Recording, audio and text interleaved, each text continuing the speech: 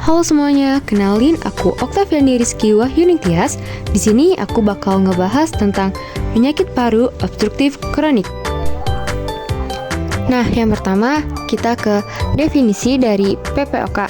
Jadi, menurut Global Institute for Chronic Lung Disease pada tahun 2017, Perhimpunan Dokter Paru Indonesia pada tahun 2011, PPOK atau penyakit paru obstruktif kronik ini merupakan penyakit yang dapat dicegah dan diobati yang ditandai dengan gejala respirasi dan hambatan aliran udara persisten yang progresif dan berhubungan dengan abnormalitas saluran napas dan atau alveolar yang disebabkan oleh paparan signifikan terhadap partikel atau gas yang berbahaya dalam jangka yang panjang.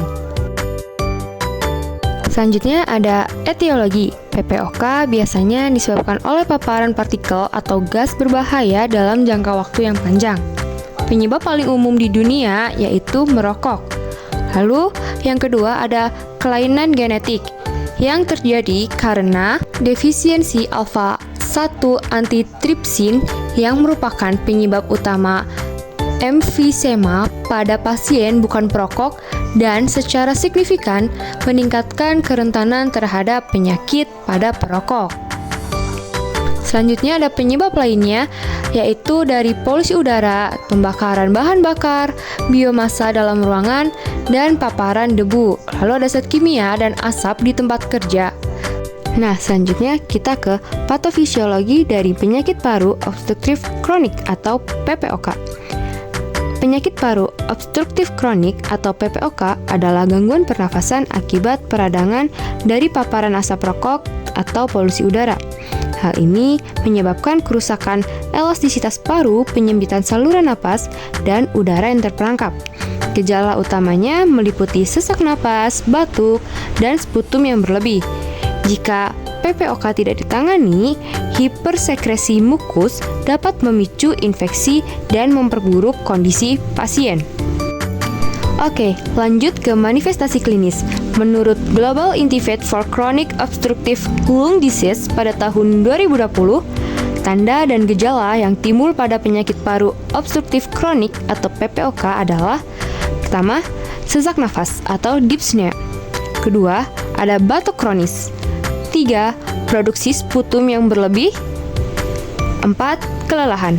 Dan tanda dan gejala lainnya seperti penurunan berat badan, kehilangan kekuatan otot, dan anoreksia juga terjadi pada pasien dengan penyakit paru obstruktif kronik.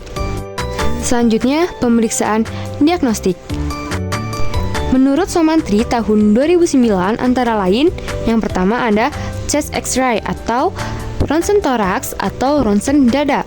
Yang kedua ada EKG atau elektrokardiogram. Yang ketiga ada pemeriksaan darah lengkap. Selain itu juga ada pemeriksaan fungsi paru, total lung capacity atau TLC, ada kapasitas inspirasi, ada bronkogram, sputum kultur, dan ada kimia darah.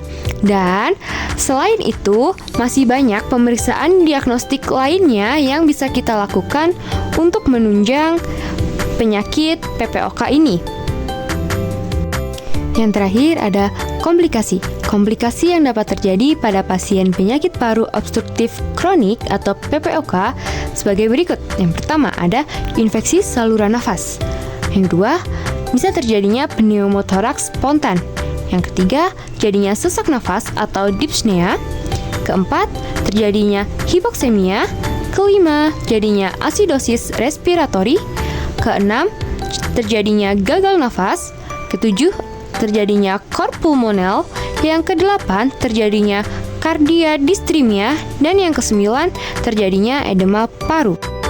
Sekian materi yang dapat aku sampaikan mengenai PPOK. Semoga ilmu yang aku sampaikan bisa bermanfaat untuk kalian semua. Terima kasih karena sudah menonton. See ya!